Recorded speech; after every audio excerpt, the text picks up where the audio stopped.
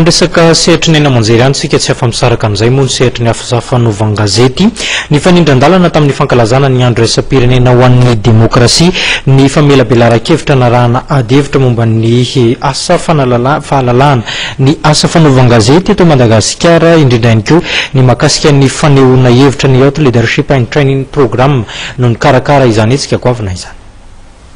Famelabelaran-kevitra narahana adevitra ny eton'ireo mpanao gazety avy ao amin'ny Youth Leadership Training Program na ny OILTP resaka ny fahalalan'ny asa fanaovan-gazety sy ny fahalalana maneho hevitra eto Madagasikara teny amin'ny DLC Anosy Androany Tolakandro.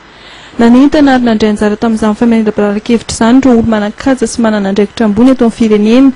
toa n'Andriamatoa Mahazoazy Fredy filoha-hevitry ny antenimieram-pirenena, Andriamatoa Georges Soleil sekretera jenéral ministèrna serasera, Ramatoa Nerira Kotobe mpitsara ary Alain Ilmienne mpanao gazety.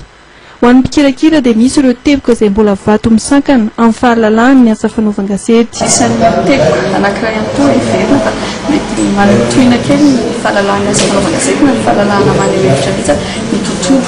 iainan'ny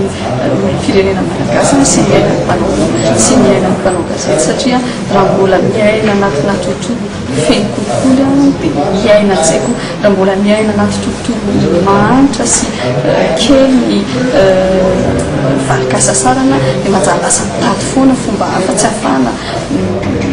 miaina tanteraka ao anatin'ilay hoe fahalalana araka ny voalaza tamin'ny resaka hoe misy ny tontolo ahafahana miaina izany fahalalana izany ka raha mbola ny tontolo misy amin'izao fotoana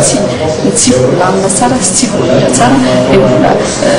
misy foana ihany ny fisalasalana eo amin'ny fampiarana izany fahalalana asa fanaovan-gazety sy ny fampiarana ny fahalalana maneho hevitra izany.